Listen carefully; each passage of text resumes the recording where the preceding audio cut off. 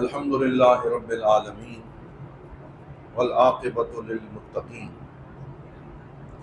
والصلاۃ والسلام علی سید الانبیاء والمرسلین سیدنا و مولانا و ملجأنا و مأوانا سیدنا محمد وعلی آلہ و اصحابہ و عطرتہ و ازواجہ و انصارہ و احبابہ و اتباعہ و اعوانہ الی یوم الدین. اما بعد فاعوذ باللہ من الشیطان الرجیم. بسم اللہ الرحمن الرحیم. قال اللہ تبارک و تعالی فی القرآن المجید والفرقان الحمید وَاعْلَمُوا أَنَّ فِيكُمْ رَسُولُ اللَّهِ وقال فی مقام آخر وَمَا كَانَ اللَّهُ لِيُعَذِّبَهُمْ وَأَنْتَ فِيهِمْ وَمَا كَانَ اللَّهُ مُعَذِّبَهُمْ وَهُمْ يَسْتَغْفِرُونَ. صدق اللہ مولانا العظیم وبلغنا رسولہ النبی الکریم. درود پاک بآواز بلند پڑھیے. الصلاۃ والسلام علیک یا سیدی یا رسول اللہ وعلی آلک و اصحابک یا سیدی یا حبیب اللہ. بعد از حمد و صلاۃ لائق صد عزت و تکریم حضور دیوان کریم حضرت قبلہ پیر محمد امین الحسنات شاہ صاحب دامت برکاتہم القدسیہ زیب سجادہ آستانہ علیہ امیر السالکین ڈیرہ شریف، حضور صاحبزادہ والا شان جملہ برادران اسلام، اللہ رب العزت کے فضل و کرم سے ہم سب آج 7 ربیع الاول شریف کے اس جمعۃ المبارک میں حاضر ہیں. دعا ہے اللہ رب العزت ہم سب کی حاضری کو اپنی بارگاہ میں مقبول و منظور فرمائے. ماہ ربیع الاول کے اور آمد مصطفیٰ صلی اللہ علیہ وسلم کے مبارک ایام ہیں. حضرت امام بوصیری رحمۃ اللہ تعالی علیہ فرماتے ہیں مولا یا صلی وسلم دائما ابدا علی حبیبک خیر الخلق کلہم هو الحبیب الذی ترجى شفاعته لکل حول من الاحوال مقتحم دع مدعته النصارى فی نبیہم واحکم بما شئت مدحا فیہ واحتکم وانسب الى ذاتہ ما شئت من شرف وانسب الى قدرہ ما شئت من عظم فإن فضل رسول اللہ لیس له حد فیعرب عنہ ناطق بفمی فمبلغ العلم فیہ انہ بشر وانہ خیر خلق اللہ کلہم. حضور نبی رحمت صلی اللہ علیہ وسلم کی یہ وہ خوبصورت نعت ہے جو حضرت سیدنا امام شرف الدین بوصیری رحمت اللہ علیہ نے لکھی، اور سرکار دو عالم نے کرم فرمایا، تشریف لائے، اور فالج کے مرض میں جب وہ مبتلا تھے تو ان کے جسم پہ ہاتھ پھیرا اور وہ شفا یاب ہو گئے، اور اللہ رب العزت نے ان کو پھر سے صحت اور تندرستی عطا فرمائی، اور 161 اشعار پہ مشتمل یہ پورا قصیدہ پڑھ کے حضور کو سنایا. اور اگلی صبح جب شفا یاب ہو کے کئی مہینوں بعد باہر نکلے تو ایک مجذوب آگے سے آ رہا تھا. اس نے کہا بوصیری آپ ٹھیک ہو گئے، بڑی مبارک ہو، مجھے بھی حضور کی نعت سناؤ. تو انہوں نے اپنا ایک اور قصیدہ پڑھنا شروع کیا.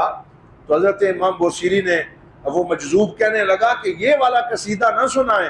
مجھے وہ اور قصیدہ سنائیں جو آپ نے لکھا ہے. تو آپ نے کہا وہ تو میں نے ابھی کسی کو سنایا نہیں. تو وہ کہنے لگا جب رات کو سرکار نے کرم فرمایا تھا اور آپ حضور کو سنا رہے تھے تو میں بھی اس محفل میں ہاتھ باندھ کے کھڑا ہوا تھا. تو پھر یہ قبولیت عامہ اسے نصیب ہوئی، اور آج پوری دنیا میں اس کو محبت اور احترام سے پڑھا جاتا ہے. حضرات محترم، یہ وہ مبارک کریم مہینہ ہے جس میں سرکار دو عالم صلی اللہ علیہ وسلم کی ولادت بھی ہوئی، اور اسی مہینے میں حضور نے مکہ سے مدینہ ہجرت فرمائی، اور اسی مہینے میں سرکار دو عالم صلی اللہ علیہ وسلم کا وصال ہوا۔ تو اس مہینے کو بہت سی نسبتیں حاصل ہیں، اور بالخصوص پیر کا جو دن ہے، اس دن رسول اللہ صلی اللہ علیہ وسلم اس دنیا میں تولد ہوئے، جلوہ فرما ہوئے۔ تو جب پیر کا دن ہوتا تو آپ صلی اللہ علیہ وسلم روزہ رکھتے، تو صحابہ کرام پوچھتے یا رسول اللہ آپ پیر کے دن کیوں روزہ رکھتے ہیں؟ تو آپ فرماتے ذاک یوم ولدت فیہ، کہ یہ وہ دن ہے جس دن میں پیدا ہوا تھا، تو میں شکرانے کے طور پہ پیر کے دن کو روزہ رکھتا ہوں اور اس دن کو سیلیبریٹ کرتا ہوں، اللہ رب العزت کی بارگاہ میں اس کا شکرانہ بجا لاتا۔ اسی لیے علماء فرماتے ہیں کہ سرکار کی زندگی میں بہت سے ایام ہیں۔ ایک یوم بعثت ہے جس دن آپ نے اپنی نبوت کا اعلان کیا، ایک یوم ہجرت ہے جب آپ نے ہجرت فرمائی، ایک یوم بدر ہے جب حق کو کفر پہ فتح نصیب ہوئی، ایک یوم احد ہے جب مسلمانوں کو اللہ نے فتح عطا فرمائی، ایک یوم فتح مکہ ہے جب مکہ مکرمہ میں حضور فاتح بن کے داخل ہوئے۔ لیکن باقی سارے ایام فرع ہیں،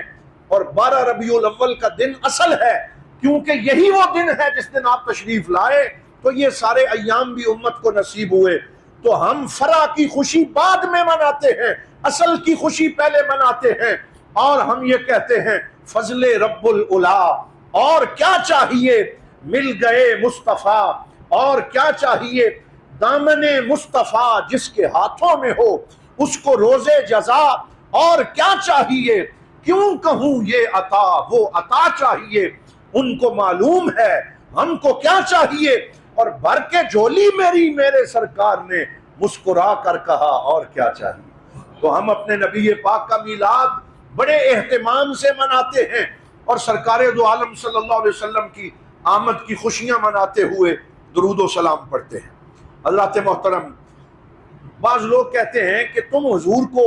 ان دنوں میں یاد کرتے ہو، تو یاد تو اسے کیا جاتا ہے جو پہلے یاد نہ ہو۔ ہم کہتے ہیں اس کا یہ مطلب نہیں ہے کہ حضور پہلے ہمیں یاد نہیں ہے۔ اور بھائی وہ کیسے بھول سکتا ہے کہ جس کا کلمہ ہر اذان میں دہرایا جاتا ہے؟ وہ کیسے بھلایا جا سکتے ہیں کہ اقامت میں جن کا نام لیا جاتا ہے؟ اسے کوئی کیسے بھول سکتا ہے کہ جس ہستی پہ ہر نماز میں ہم پڑھتے ہیں اللہم صلی علی سیدنا محمد وعلی آل محمد، تو ہر نماز میں، ہر اذان میں، ہر اقامت میں، ہر مسجد سے وہ صدائے دل نواز بلند ہوتی ہے جس میں مسلمان 24 گھنٹے اپنے کریم آقا صلی اللہ علیہ وآلہ وسلم کو یاد کرتا ہے۔ اس لیے کہ حضور صلی اللہ علیہ وسلم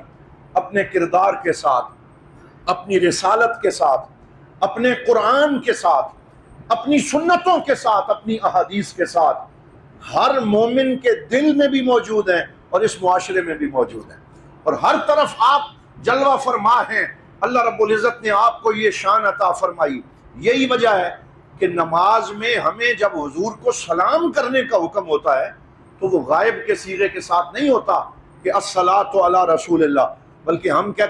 کہتے ہیں کہ السلام علیکہ ایھا النبی ورحمۃ اللہ وبرکاتہ، یا رسول اللہ آپ پر سلام ہو۔ اور یہ سلام بالکل ایسے ہوتا ہے کہ رسول اللہ جلوہ فرما ہے اور غلام اپنے نبی کی زیارت کرتے ہوئے سرکار دو عالم صلی اللہ علیہ وسلم کو سلام عقیدت اور محبت پیش کر رہا ہے۔ لِأَنَّهُ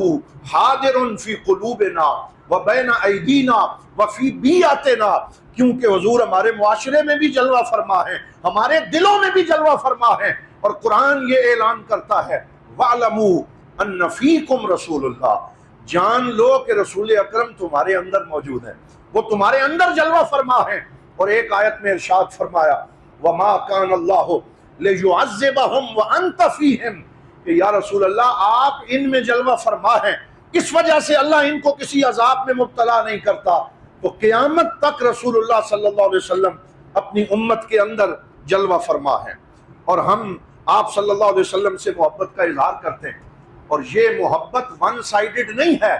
بلکہ ہم اتنی محبت اپنے آقا سے نہیں کرتے جتنی محبت حضور اپنی امت سے فرماتے ہیں۔ آپ اپنی امت پہ شفیق ہیں، رحیم ہیں، کریم ہیں، نظر کرم فرمانے والے ہیں، میں صرف ایک حدیث پاک اس حوالے سے عرض کرتا ہوں. سیدہ عائشہ صدیقہ کائنات ام المومنین رضی اللہ تعالی عنہا آپ فرماتی ہیں کہ یہ حضرت امام بزار نے اپنی مسند میں اس حدیث کو لکھا کہ لما رأیت رسول اللہ صلی اللہ علیہ وسلم طیب نفس اے منشرحا، کہ ایک دن میں نے سرکار کو بڑا خوش دیکھا کہ آپ بہت لطافت کے ساتھ جلوہ فرما ہیں اور آپ کی طبیعت حشاش بشاش ہے اور کوئی غم اور فکر آپ کو اس وقت نہیں ہے، بڑے خوش آپ بیٹھے ہیں. تو میں نے موقع غنیمت سمجھا اور میں نے عرض کیا یا رسول اللہ ادعو لی، کہ حضور اس لمحے میرے لیے دعا فرمائیں، میرے لیے کوئی دعا فرمائیں. تو حضور صلی اللہ علیہ وسلم نے فرمایا اللہم اغفر لعائشہ ما قدمت وما اخرت وما اسرت وما اعلنت. یا اللہ عائشہ رضی اللہ تعالی عنہا ان کے سارے کبیرہ صغیرہ ہر طرح کی اگر کوئی غلطی ہے تو وہ معاف کر دے. ما قدمت وما اخرت، اگلی پچھلی ساری غلطیاں معاف فرما. وما اسرت وما اعلنت، اگر کوئی غلطی اعلانیہ ہوئی، کوئی غلطی مخفی ہوئی، ہر طرح کی غلطیاں معاف فرما. تو حضرت عائشہ اتنی خوش ہوئی کہ ضحک تو کہتی ہیں میں ہنسنے لگی اور میں اتنا ہنسی حتی سقط رأسی فی حجرہ، یہاں تک کہ میرا سر حضور کی گود مبارک میں آ گیا اور ہنستے ہنستے میں خوشی سے جو ہے وہ بہت زیادہ مسرت کا اظہار کرنے لگی. تو حضور نے فرمایا یا عائشہ ایسرک دعائی، اے عائشہ کیا آپ کو میری دعا اچھی لگی ہے؟ کیا اس دعا پہ آپ خوش ہوئی ہیں؟ تو میں نے عرض کی کیف لا یسرنی دعاءک یا رسول اللہ، یا رسول اللہ یہ دعا مجھے کیسی اچھی نہ لگے، میرے بھاگ سنور گئے، میرے اوپر نظر کرم ہو گئی جب آپ نے میری مغفرت کا اعلان کر دیا تو اب مجھے کوئی غم نہیں ہے. تو اس وقت حضور نے فرمایا یا عائشہ انہا دعوتی لامتی عند کل صلاۃ، اے عائشہ یہ دعا جو میں نے آپ کے لیے کی ہے یہ دعا ہر نماز کے اندر میں اپنی امت کے لیے کرتا ہوں، میں ہر امتی کے لیے یہ دعا مانگتا ہوں. اللہم اغفر لامتی ما قدمت وما اخرت وما اسرت وما اعلنت، یا اللہ میری امت کے اگلے پچھلے گناہ معاف فرما، ظاہری پوشیدہ گناہ معاف فرما.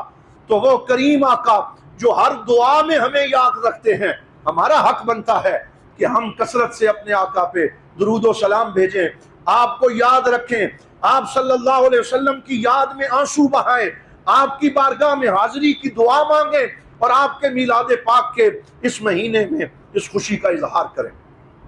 دوسری حدیث پاک حضرت امام مسلم نے صحیح مسلم شریف میں ذکر کی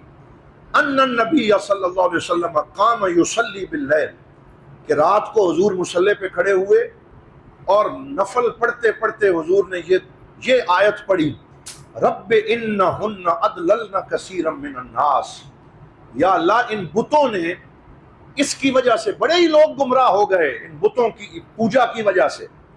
فمن تبعنی فإنہ منی ومن عصانی فإنک غفور الرحیم، یا اللہ جو میری، یہ حضرت ابراہیم علیہ السلام کی دعا ہے کہ یا اللہ یہ بتوں کی پوجا میں یہ قوم گمراہ ہو گئی، تو جو میری فرما برداری کرتے ہیں وہ میرے ہیں،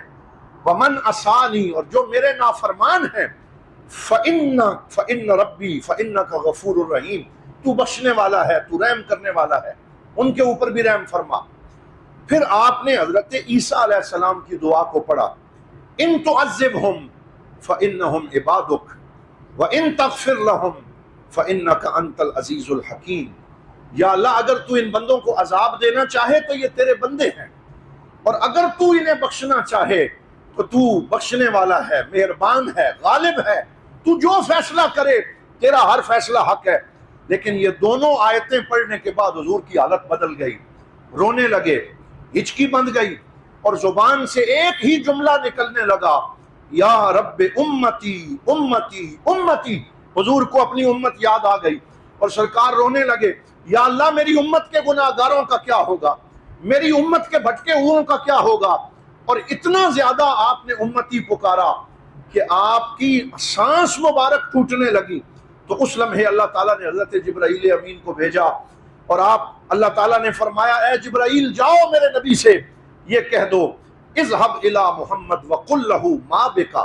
آپ کو کیا ہوا ہے، آپ کیوں رو رہے ہیں؟ حالانکہ اللہ جانتا ہے کہ حضور کس وجہ سے پریشان ہے۔ اور پھر حضور نے عرض کیا امتی امتی، یا اللہ میری امت میری امت۔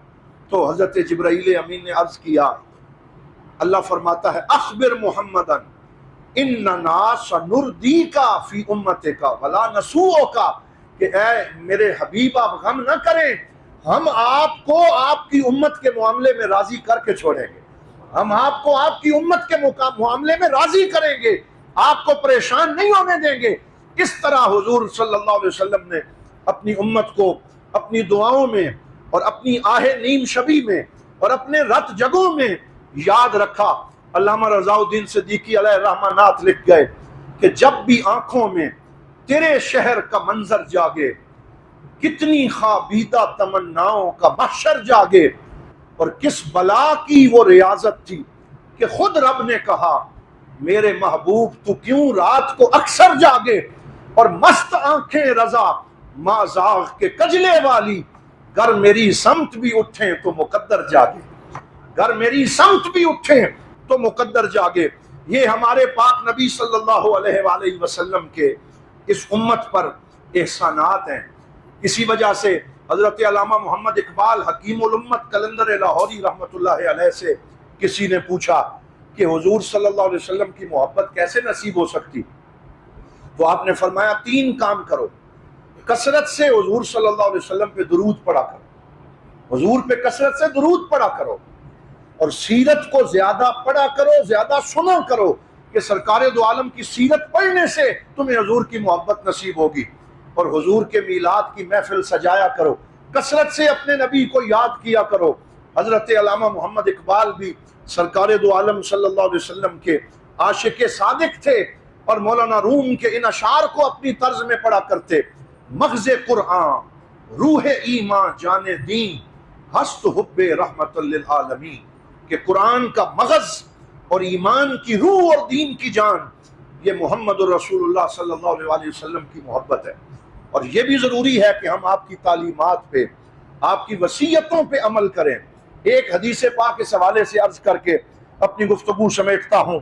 حضرت سیدنا ابو ہریرہ رضی اللہ تعالی عنہ، آپ نے اس حدیث کو روایت فرمایا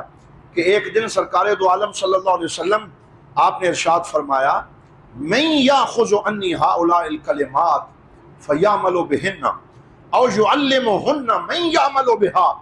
کون مجھ سے یہ کلمات سیکھے گا اور ان پہ عمل کرے گا، یا ان کلمات کو آگے پہنچائے گا تاکہ لوگ اس پہ عمل کریں؟ تو حضرت ابو ہریرہ نے ہاتھ کھڑا کر کے کہا انا یا رسول اللہ، یا رسول اللہ یہ کلمات میں آپ سے سیکھوں گا، میں اس پہ عمل کروں گا، میں اسے امت تک پہنچاؤں گا۔ تو حضور نبی رحمت صلی اللہ علیہ وآلہ وسلم آپ نے 5 کلمات ارشاد فرمائے جو حضور کی وصیت ہم سب کے لیے ہے، اسے ضرور توجہ سے سماعت کریں۔ پہلی بات سرکار دو عالم صلی اللہ علیہ وسلم نے فرمائی فأخذ بیدی، میرا ہاتھ پکڑا اور مجھے فرمایا اے ابو ہریرہ اتق المحارم تکن اعبد الناس، اے ابو ہریرہ جن چیزوں کو اللہ نے حرام کیا ہے ان سے بچو، تم دنیا کے سب سے بڑے عبادت گزار بن جاؤ۔ عبادت گزار صرف سجدے کرنے سے، صرف تسبیح پڑھنے سے نہیں بنتا، بلکہ محرمات سے، منہیات سے، گناہوں سے بچنے کی وجہ سے انسان عبادت گزار بنتا ہے۔ تو پہلی وصیت فرمائی اتق المحارم، جن چیزوں کو اللہ نے حرام کیا ہے ان سے بچتے رہو، تم بڑے عبادت گزار ہو جاؤ۔ پھر فرمایا ارضا بما قسمہ اللہ لکا تکن اغنى الناس، اور جو اللہ نے تمہارے لیے لکھ دیا ہے اس رزق پہ راضی ہو جاؤ تو تم سب سے زیادہ مالدار بن جاؤ، سب سے زیادہ غنی بن جاؤ گے، تم سے زیادہ امیر کوئی نہیں رہے گا۔ جب اللہ کے دیے پہ راضی ہو جاؤ، اس کی تقسیم پہ اعتراض نہ کرو تو تم سب سے بڑے غنی ہو جاؤ گے۔ پھر تیسری وصیت فرمائی وَأَحْسِنْ إِلَىٰ جَارِكَ تَكُنْ مُؤْمِنًا، اور اپنے پڑوسی سے حسن سلوک کرنا، تم پکے مومن بن جاؤ گے۔ یعنی تمہارا پڑوسی بھوکا نہ مرتا رہے، تم اپنے پڑوسی کے پردے رکھو، تم اپنے پڑوسی کے حقوق کا خیال رکھو تو تم پکے مومن ہو جاؤ گے۔ پھر چوتھی وصیت فرمائی وَأَحِبَّ لِلنَّاسِ مَا تُحِبُّ لِنَفْسِكَ تَكُنْ مُسْلِمًا، اور جو چیز اپنے لیے پسند کرتے ہو وہی اپنے مسلمان بھائیوں کے لیے پسند کرو تو تم پکے مسلمان ہو جاؤ گے۔ یعنی یہ نہیں کہ صرف اپنے لیے جیو بلکہ معاشرے کے لوگوں کی خدمت کرو، اور جو اپنے لیے پسند کرتے ہو وہی خیر ان کے لیے بھی تقسیم کرو۔ اور آخری بات فرمائی وَلَا تُكْسِرْ الضِّحِكَ فَإِنَّ كَثْرَةَ الضَّحِكِ تُمِيتُ الْقَلْبَ۔ اور میری پانچویں وصیت یہ ہے، سرکار نے فرمایا، مل کے کہہ دیں صلی اللہ علیہ وآلہ وسلم، فرمایا زیادہ ہنسا نہ کرو، کیونکہ زیادہ ہنسنا دل کو مردہ بنا دیتا ہے۔ یعنی سنجیدہ رہو، اللہ رب العزت کا ذکر کرتے رہو، اللہ کی پاک نبی کی تعلیمات پہ عمل کرتے رہو۔ تو اس طریقے سے سرکار دو عالم صلی اللہ علیہ وسلم اپنے غلاموں کو وصیت فرمایا کرتے تھے، اور جو وصیتیں آپ نے فرمائی میلاد مصطفیٰ کے ان دنوں کا تقاضا ہے کہ ہم ان وصیتوں کو پڑھیں اور ان پہ عمل کریں اور اپنی زندگی کو سنوارنے کی کوشش کریں۔ آخر میں 4 اشعار جو ڈاکٹر ارشد ناشاد صاحب نے حضور کی نعت کے لکھے ہیں، وہ میلاد مصطفیٰ صلی اللہ علیہ وسلم کے حوالے سے میں عرض کرتا ہوں۔ بہت خوبصورت نعت انہوں نے کہی، فرماتے ہیں زہے نصیب یہ دولت اگر بہم ہو جائے، زہے نصیب یہ دولت اگر بہم ہو جائے، میں تیرا ذکر کروں اور آنکھ نم ہو جائے، میں تیرا ذکر کروں اور آنکھ نم ہو جائے، اور اسی کے تاج میں سجتا ہے 2 جہاں کا شرف، اسی کے تاج میں سجتا ہے 2 جہاں کا شرف، وہ سر جو آپ کی چوکھٹ پہ آ کے خم ہو جائے، اور حضور دل میں عجب خواہشوں کا ڈیرا ہے، حضور دل میں عجب خواہشوں کا ڈیرا ہے، یہ بت قدا تیرے الطاف سے حرم ہو جائے، تیرے دیار کی گلیوں کا میں طواف کروں، تیرے دیار کی گلیوں کا میں طواف کروں، میرا وجود تیری خاک راہ میں ضم ہو جائے۔ اور یہ دعا ہے کہ حضور میرا وطن نفرتوں کی زد میں ہے، حضور میرا وطن نفرتوں کی زد میں ہے، حضور آپ جو چاہیں تو یہاں کرم ہو جائے، حضور سیل محبت یہاں سے جاری ہو، حضور سیل محبت یہاں سے جاری ہو، حضور بغض و عداوت یہاں سے کم ہو جائے، میرے حروف میں اترے تیرے جمال کا رنگ، میرے حروف میں اترے تیرے جمال کا رنگ، میرا ہنر تیری نسبت سے محترم ہو جائے،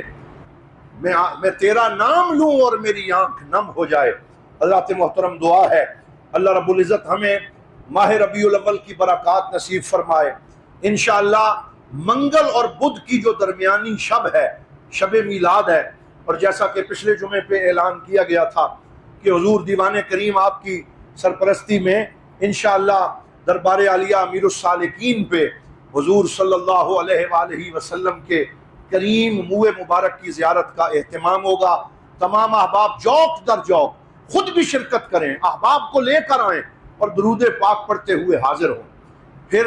صبح و سحری کی محفل صبح بہاراں جو 3 بجے سے لے کے نماز فجر تک جاری رہے گی، اس میں شرکت فرمائیں۔ پھر 12 ربیع الاول کے جلوس کو کامیاب بنائیں اور اس میں بڑھ چڑھ کے شرکت کریں۔ حضور ضیاء الامت کی کل میں نے 1986 کی ایک ویڈیو دیکھی